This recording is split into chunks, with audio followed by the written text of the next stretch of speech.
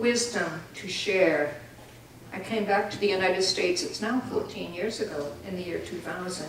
I'm an American, but I came back into American society and culture and looked and watched and decided, I think I might do it a little differently than they're telling me I have to do it, because I was coming from someplace else.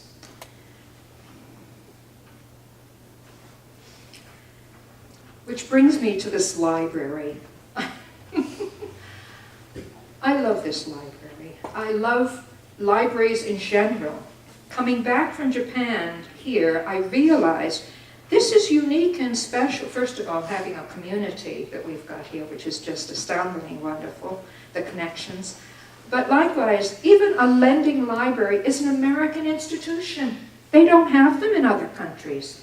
A free lending library, where you can get DVDs and Downton Abbey to watch it. It's really. And so you come back with new eyes and be able to appreciate what you have here and say your thank yous to them too. The need for solitary retreats, retreatants, according to Tenzin Palmo.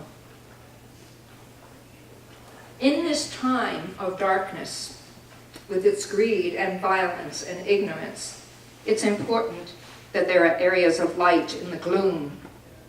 Something to balance all that heaviness and darkness. To my mind, she says, the contemplatives and solitary meditators are the lighthouses, beaming out love and compassion on the world. Because their beams are focused, they are very powerful. They become like generators, and they are extremely necessary. So I'm at the Abaya Hut trying to be a lighthouse for all of you, and I'm going to do it. Coming out of retreat. From past experiences, I know that this is as hard as going in. After a quiet, simple life with no conversation, no interaction with others, the demands of contemporary society are really pretty overwhelming.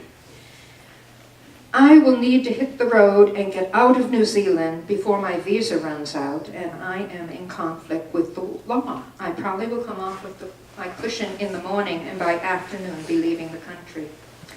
Vicki McKenzie, Cave in the Snow author, says that some personalities do better than others, and she was delighted when she met Tenzin Palmo after 3 years of retreat, not meeting anyone whatsoever.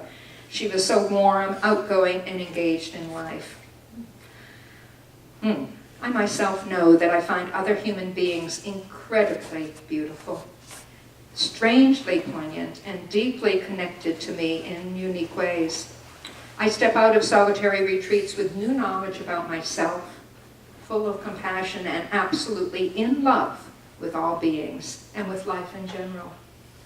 I realize how very fragile this human life is, and thus how precious it is. And again, how committed I am to using all the days of my life to live as fully and mindfully and compassionately as possible. And the last two phrases from a poem by Jay Tsongkhapa that is on my refrigerator and that I look at often. And it says, "All worldly things are brief, like lightning in the sky. This life you must know as the tiny splash of a raindrop, a thing of beauty that disappears even as it comes into being. Therefore, set your goal. Make use of every day and night to achieve it." So I'm going to work on that. Thank you.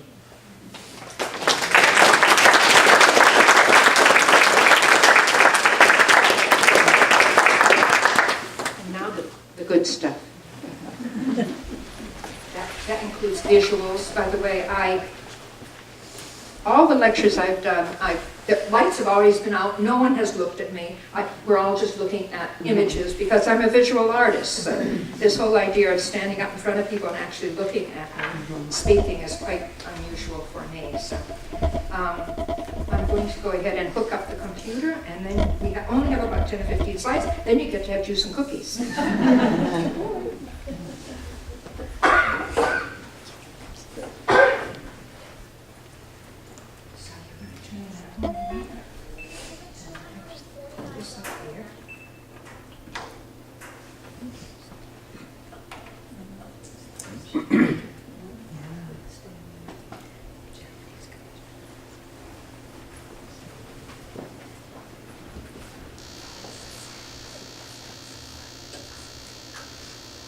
don't. What is it? Oh. I always get the good color, and you get the other. Can you see the difference? I know, but this is not an art class, so it's okay. Excuse me?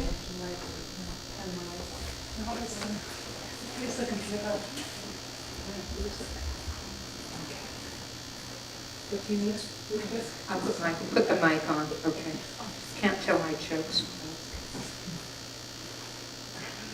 Guess what this is? This is Winter on 2nd Street. This is where I live.